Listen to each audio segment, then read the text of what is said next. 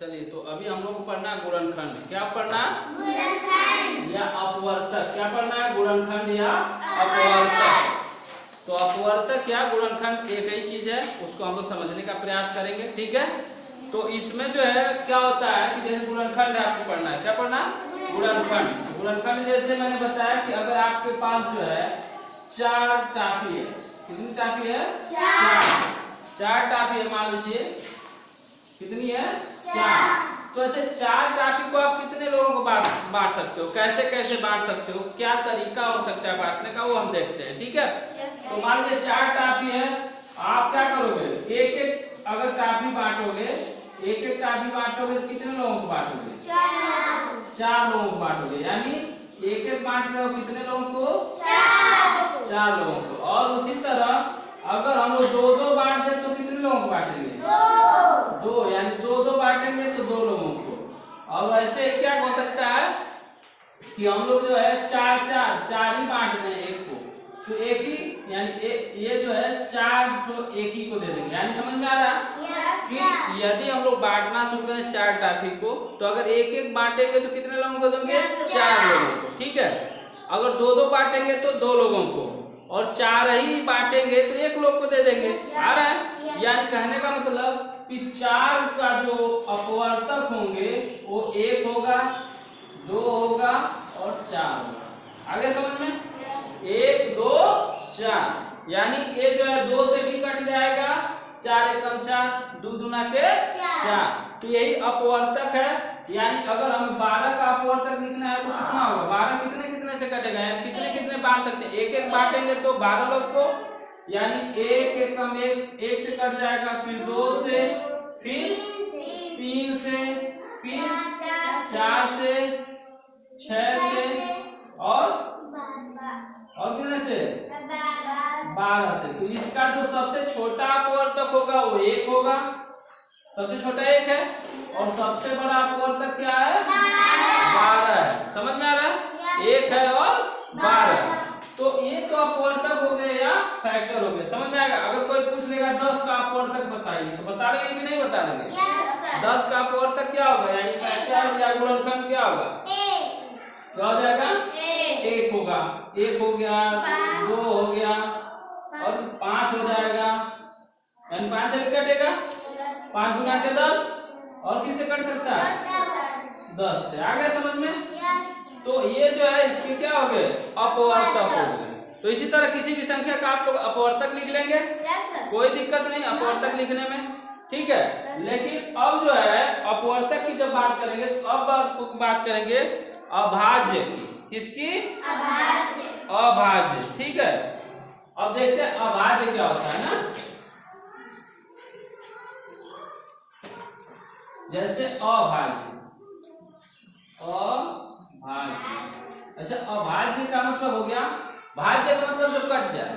भाज्य का मतलब जो कट जाए। जैसे 2 है, 2 अभाज्य हो गया। 2 क्या है? अभाज्य। अगर हम लोग कहें कि 6 संख्या कटेगा, क्या किसी संख्या से कटेगा? किससे किससे कटेगा? 3 से कट जाएगा, 3 दूना के, और 2 से भी कट जाएगा, है ना। तो ये जो है भाज्य संख्या हो गई। भाज्य समझ में आ गया कि भाज्य क्या होता है? भाज्य मतलब क्या हो गया कि जो कट जाए, किसी भी संख्या से कट जाए। जैसे आपका 25 हो गया, 5 से कट जाएगा, 30 हो गया। ठीक है, तो वो सारी संख्या जो किसी संख्या दूसरी संख्या से कट जाए तो उसे हम क्या कहेंगे? भाज्य कहेंगे। क्या कहेंगे? भाज्य कहेंगे। लेकिन हमें क्या बताना है यहाँ पे? अभाज्य। क्या बताना है? अभाज्य, यानी प्राइम नंबर। इंग्लिश में इसको बोलते हैं प्राइम नंबर। तो अभाज्य संख्या वह संख्या कहते हैं जिन संख्याओं का जो है अपवर्तक सिर्फ 2। अपवर्तक क्या? 2।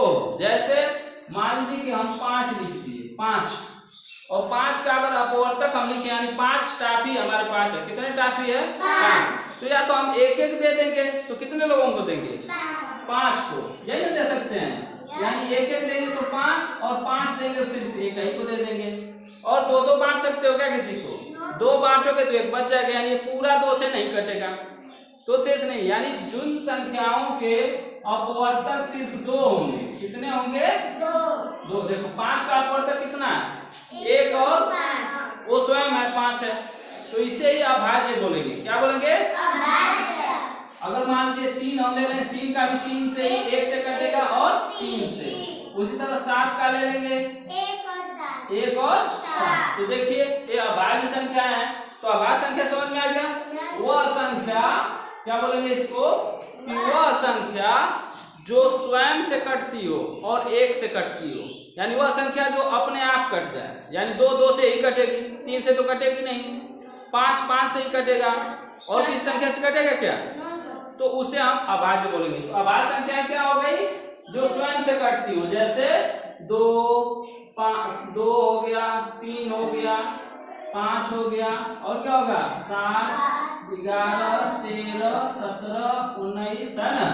तो ये 21 नहीं होगा, 21 नहीं होगा ना, 7 तरीके अरे 3 से कट जाएगा, 3 7 21 हो गया, तो ये नहीं होगा। समझ में आ गया? तो ये सारी संख्याएं जिनका जो भी है वो सिर्फ अपने से कटती हैं या 1 से कटती हैं। ठीक है, समझ में आ गया? तो इसे हम अभाज्य संख्या कहेंगे। अब अभाज्य गुणनखंड क्या होगा? किसी भी संख्या का अभाज्य गुणनखंड क्या पढ़ेंगे? अभाज्य गुणनखंड।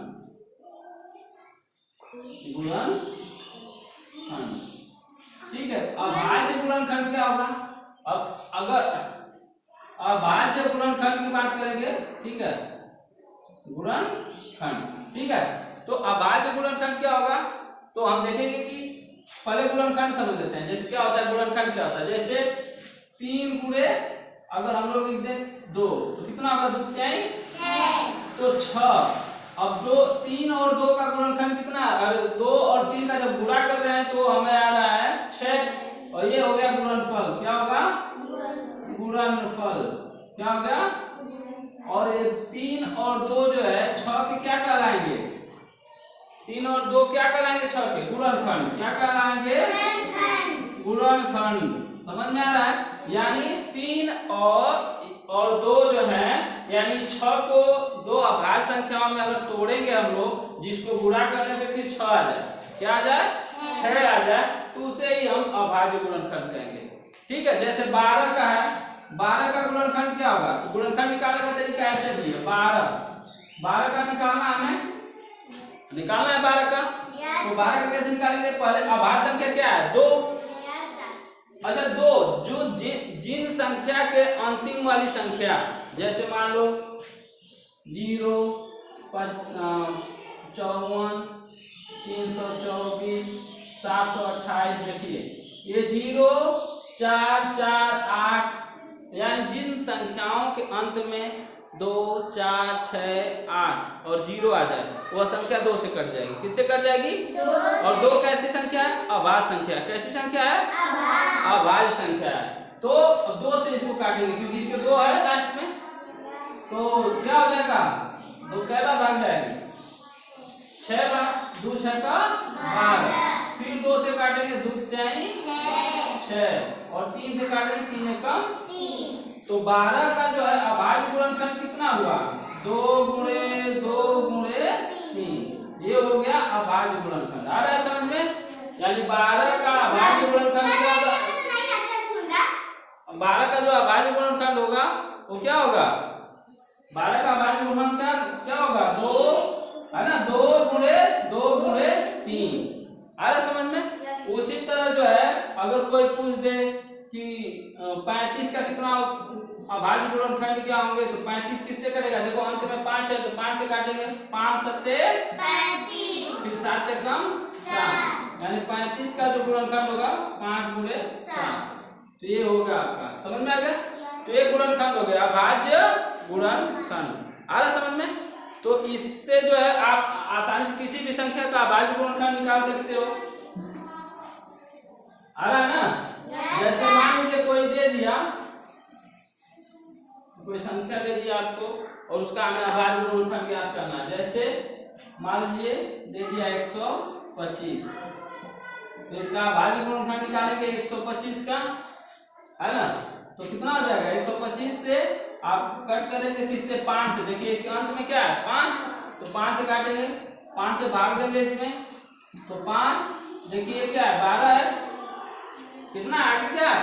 12, 5 गुना के के 10 और 12 में से 10 गया 2 बचा यानी 2 और ये हो जाएगा 5 25 5 5 25।